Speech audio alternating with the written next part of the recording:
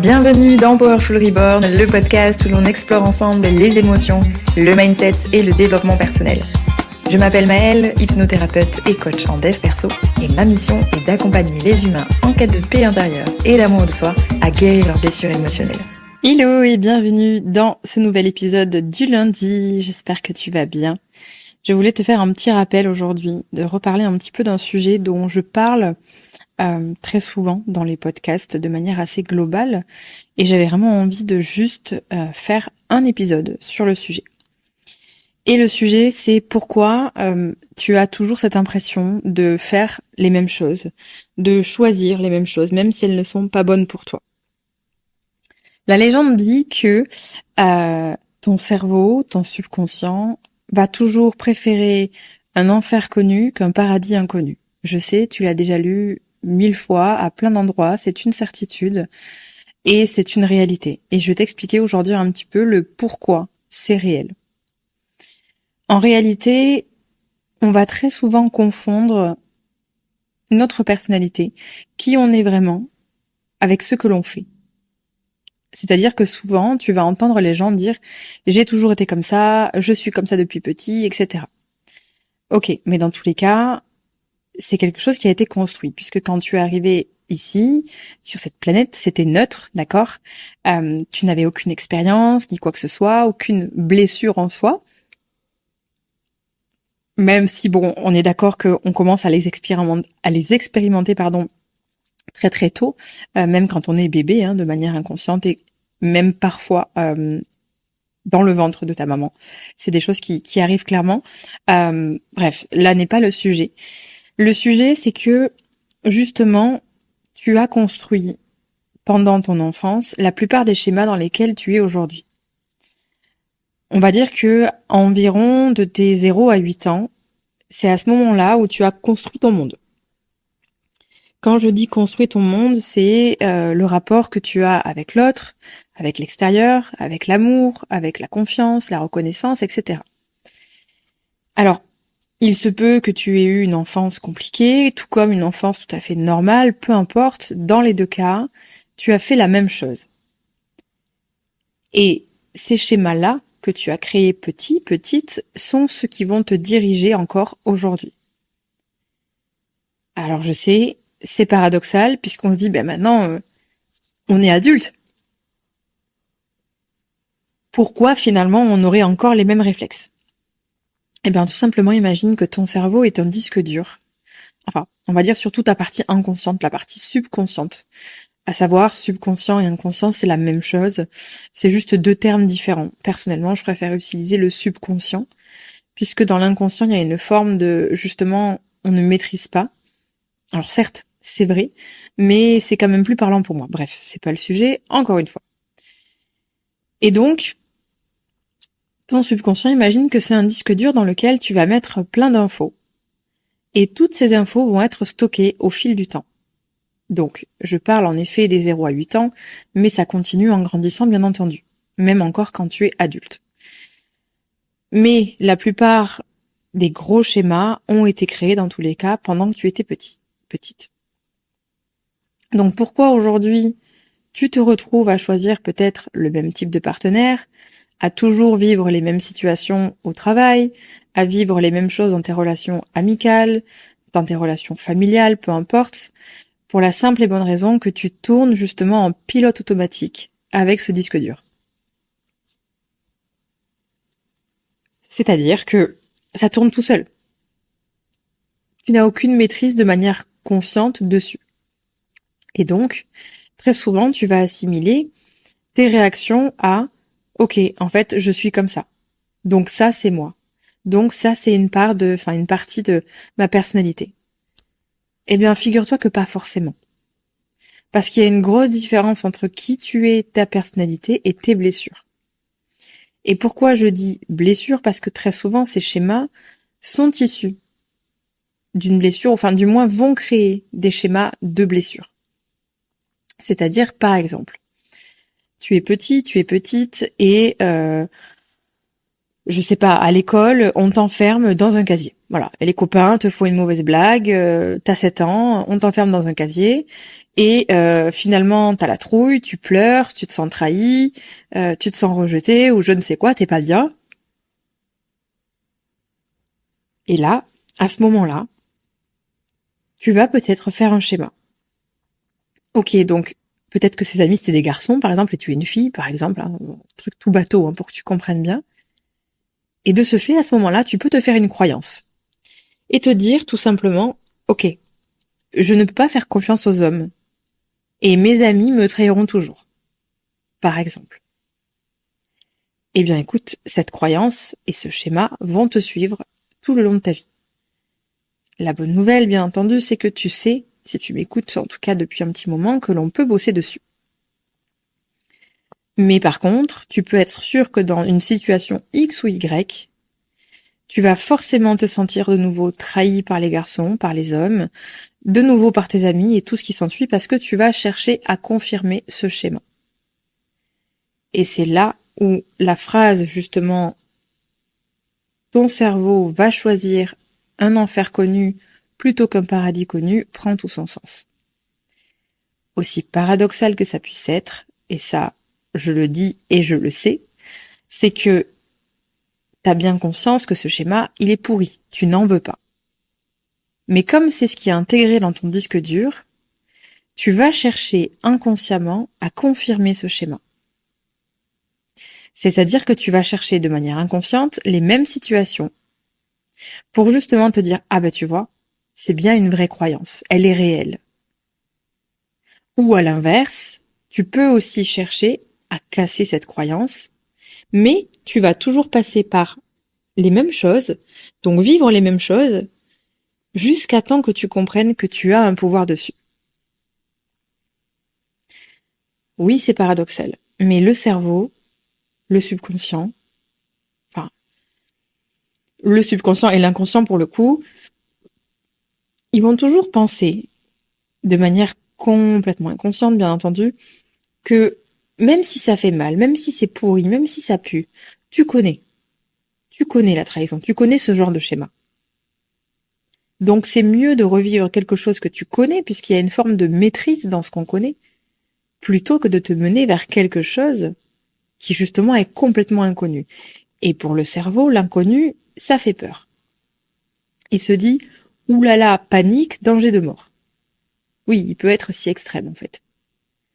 Et donc, tu vas choisir inconsciemment ce que tu reconnais, et non pas ce qui pourrait être bon pour toi. C'est pour ça, comme je t'ai dit, que tu peux te retrouver à vivre les mêmes choses dans le travail, avec tes amis, avec ta famille ou même en relation. Si on prend l'exemple des relations et que tu attires toujours des partenaires, par exemple, indisponibles, eh bien, tu vas continuer d'en attirer. Soit pour confirmer le schéma, soit pour justement casser la croyance. Parce que le cerveau se dit « Ouh là là, on connaît ça.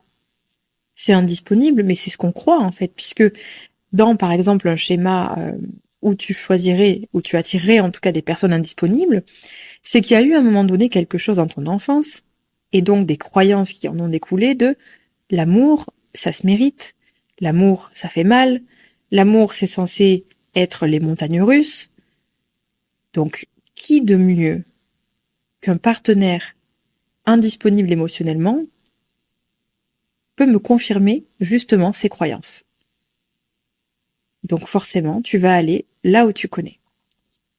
Et là, c'est comme si ton cerveau se disait « Ah ok, oui, bon, lui là-bas, ou elle, complètement indisponible, ouais, ça on connaît, ça fait mal, c'est ok, mais c'est ok, c'est ça l'amour, de toute façon, donc on y va. » Et donc, tu vas confirmer tes croyances, confirmer le schéma, et en même temps, tu vas avoir la partie consciente qui te dit « Mais qu'est-ce que je suis en train de foutre ? Je vois bien qu'il y a un problème.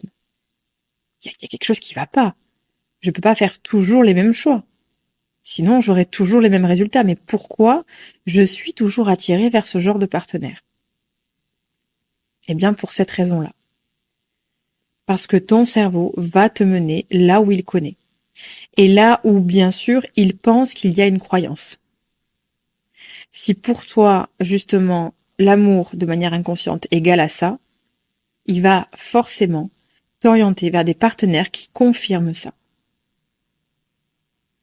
Et c'est comme ça très souvent qu'on se retrouve d'ailleurs dans des schémas, surtout dans les relations amoureuses, où finalement les personnes qui sont dans ces schémas-là vont enchaîner les relations complètement nazes avec des personnes indisponibles, et quand elles vont trouver éventuellement une personne bien, elles vont se dire « c'est nul, je m'ennuie là ».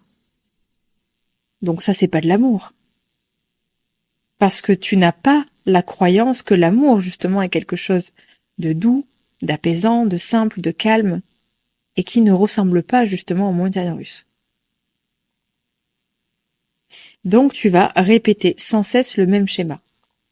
Et quand tu commences un petit peu à ouvrir la porte de la guérison, du dev perso, et que tu réalises, justement, que oui, effectivement, il y a des schémas qui sont pas bons, et que tu as la conscience de « oula, là, je suis pas au bon endroit, il y a un truc qui va pas ». C'est à ce moment-là que débute la guerre. La guerre entre ce que je sais et ce que je ressens et ce que je fais finalement sans avoir de maîtrise dessus. Et pourtant, c'est le moment justement où tu commences à réfléchir comme ça que tu peux de nouveau reprendre la maîtrise. Et choisir consciemment, par exemple, de « Ok, j'ai encore attiré une personne indisponible, ça vient m'indiquer que j'ai des choses à bosser, mais je ne veux pas aller là. Donc, je m'en vais ou je ferme la porte. » Mais ça, c'est un choix conscient. Et pourquoi je te fais ce podcast aujourd'hui? Parce que je sais que vous êtes nombreux et nombreuses encore à attirer des choses merdiques comme celle-ci. Et encore une fois, je parle pas que de relations, je parle vraiment de manière générale. Et à vous demander quel est le problème. Et soit à vous flageller, soit à penser que ça vient de l'autre ou de l'extérieur, alors qu'en fait, la base de tout ça, c'est seulement vos schémas. C'est-à-dire ces croyances et ces schémas émotionnels que tu as construits quand tu étais enfant. Donc aujourd'hui, pose-toi la question, ok, l'amour pour moi, c'est quoi? Est-ce que la trahison est quelque chose que j'estime faire partie de mes amis? Est-ce que j'ai l'impression qu'on va toujours me trahir? Est-ce que j'ai peur des autres? Est-ce que j'ai du mal à faire confiance? Est-ce que j'ai peur d'être humiliée? Peu importe. Mais pose-toi la question. Pour justement commencer à mettre un petit peu d'ordre et commencer à mettre des mots sur ces schémas. Parce qu'avoir le discours de « oui, bah, de toute façon, j'attire toujours des cons ou des connes et je suis comme ça », ça va te mener nulle part. T'es juste dans une forme de déresponsabilisation et c'est tout. Alors que quand tu réalises que tu as un pouvoir dessus et que justement, tu peux venir bosser dessus, ça change la donne. Et c'est important de le préciser parce que je sais que vous êtes nombreux, nombreuses, à souvent être perdus justement à « mais putain, je sais que c'est pas bon pour moi en fait, pourquoi j'y vais ?» Ok, parce qu'aujourd'hui, la blessure, le schéma sont tellement grands qu'ils ont encore l'avantage. Et parce que quitter un terrain que l'on connaît fait peur. Et pourtant, c'est là où se passe le changement, l'évolution et la guérison. Donc retiens bien que si aujourd'hui tu vas toujours vers les mêmes choses, tu as l'explication. Ton cerveau t'emmène vers ce qu'il connaît et vers ce qu'il croit. C'est tout simple. En revanche, tu peux agir dessus. Et tu peux justement peut-être déconstruire ces croyances, déconstruire ces schémas et faire en sorte justement de ne plus retomber dans le même panneau. Sinon, tu vas rester très longtemps coincé dans un espace entre les deux, entre je sais, je vois, et en même temps, je n'arrive pas à faire autrement. Alors, l'idée, c'est quand même de réaliser que ce n'est pas ta faute, que tu n'es pas un problème, que c'est juste en effet qu'il y a des schémas à déconstruire derrière. Et Dieu sait que je le répète dans ces podcasts et sur mon Instagram, et que finalement, j'en ai même créé, comme tu le sais peut-être, un programme. D'ailleurs, pour toute question sur ce programme, n'hésite pas à m'écrire en privé sur Insta, j'y répondrai avec plaisir. Quoi qu'il en soit, encore une fois, tu n'es pas une équation à résoudre, mais par contre, il y a des choses dans lesquelles il serait intéressant de plonger, d'aller voir ce qui se passe, et de te poser justement les questions, pourquoi je fais toujours la même chose? Qu'est-ce qu'il y a derrière tout ça? Et arrêter de te dire tout simplement, je suis comme ça, j'ai toujours été comme ça, je suis comme ça depuis toute petite ou depuis tout petit. Avec ces phrases-là, tu viens juste te conforter dans un inconfort, en pensant justement que ces schémas sont ta personnalité, et en continuant de les rendre valides, et de les nourrir justement en disant, en gros, je suis comme ça. Ok, si tu veux, eh ben, tant que tu le penseras, tu le seras. En revanche, si tu calcules et tu dis, ok, en fait, il y a peut-être quelque chose dans mon passé qui m'a fait devenir comme ça. Qu'est-ce que c'est? Qu'est-ce que ça a créé? Quelles croyances en découlent? Et comment je peux commencer déjà à les déconstruire? Bien sûr, je te ferai toujours la même publicité, hein, c'est une certitude. Meilleure façon pour moi de déconstruire tout ça, hypnothérapie, clairement. Ou EMDR éventuellement. C'est pour moi les outils thérapeutiques les plus pertinents, les plus efficaces et les plus rapides pour justement sortir de tout ça. Parce que parler c'est bien, avoir conscience c'est bien, mais comprendre ne veut pas dire guérir. Et ça, j'insiste vraiment là-dessus. Parce que très souvent, j'entends aussi beaucoup de personnes dire « Oui, mais du coup, je connais mes traumas, j'ai compris, ça va mieux. » Eh bien, accroche-toi bien. Parce qu'en te disant ça, tu vas sûrement dans quelque temps revivre les mêmes choses. Et bien comprendre et bien réaliser que c'est pas parce que t'as compris que t'as soigné ou que t'as guéri. En fait, ça demande des actions, ça demande de mettre des choses en place. Et pas seulement de lire des affirmations, des livres de dev perso, je ne sais quoi, je ne sais quoi. C'est ok. Je comprends et c'est déjà un joli pas et tu peux t'en féliciter parce que c'est souvent le plus difficile. Mais par contre, il en reste encore à gravir, tout simplement. Tu as encore des marches à faire. Et à ce moment-là, quand tu prends conscience de ça, et que tu mets en place des actions, que tu fais peut-être une thérapie, peu importe, tu commences justement à travailler sur le conscient et l'inconscient, ou le subconscient si tu préfères. Pourquoi? Parce que celui qui comprend, c'est le conscient. Et dis-toi bien que ce que comprend ta partie consciente, le subconscient, lui, en a une toute autre histoire. N'oublie pas, c'est le disque dur, il a ancré des croyances depuis des années. Donc ce n'est pas parce que tu viens de réaliser que tu as une blessure d'abandon due à je ne sais quoi de je ne sais qui que tu as guéri. Ça, c'est juste ok. Je me suis éveillée, j'ai compris et j'ai mis le doigt sur quelque chose. Maintenant, je fais quoi? Pardon. Maintenant, je fais quoi pour guérir, pour avancer, pour aller mieux, pour me défaire de ça? Qu'est-ce que je fais? Qu'est-ce que je mets en place? Et c'est là où c'est intéressant, justement, comme je te disais, d'utiliser des outils type l'hypnose, le MDR, pour justement te sortir de tout ça. Et arrêter finalement d'être un peu l'hamster dans sa roue qui tourne, qui tourne, qui tourne, qui fait toujours le même chemin et qui espère découvrir un nouveau paysage. Je pense que c'est clair, si tu veux découvrir un nouveau paysage, il va peut-être falloir changer de chemin. Et quand je parle de chemin, je parle de guérison, bien entendu. Donc, sois ok avec ça, déculpabilise sur le fait que tu n'es pas faible, tu n'es pas bête ou je ne sais quoi. Parce que tu attires toujours la même chose, il y a une origine, il y a une explication.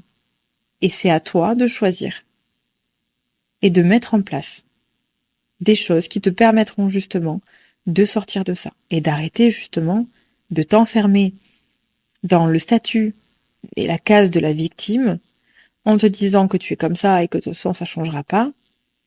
Bien sûr que si. Si tu le souhaites. Et si tu t'aides tout simplement des bonnes personnes, alors oui, tu pourras changer tout ça. Et bien entendu, si tu as besoin, n'hésite pas, je propose bien entendu des thérapies sur le sujet. Donc voilà, un petit rappel aujourd'hui. J'avais vraiment envie de creuser un petit peu plus. C'est vrai que je lâche très souvent beaucoup d'infos dans les podcasts et j'essaye parfois de faire des épisodes un petit peu plus précis pour que ce soit un peu plus digeste. Tout ça, j'en parle très souvent. Mais là, je me suis dit, dédie quelques minutes juste pour ça. Ça permettra justement aux personnes de comprendre, de déculpabiliser et surtout de réaliser que les personnes qui écoutent, ces personnes qui écoutent, de reprendre tout simplement leur pouvoir et de pouvoir changer ces choses. Si tu as des questions, s'il y a quoi que ce soit, tu peux m'écrire sur Insta, Maëlle-Powerful Reborn, tout attaché. Je serai ravie de t'y répondre. Voilà, tout simplement, que ça par rapport à la thérapie ou au podcast, n'hésite surtout pas. Et voilà, je voulais juste te faire ce petit récap aujourd'hui. J'ai été contente de te retrouver en ce début de semaine. Et quoi qu'il en soit, bien entendu, je te dis à la semaine prochaine pour un nouvel épisode. Et d'ici là, prends soin de toi. Salut!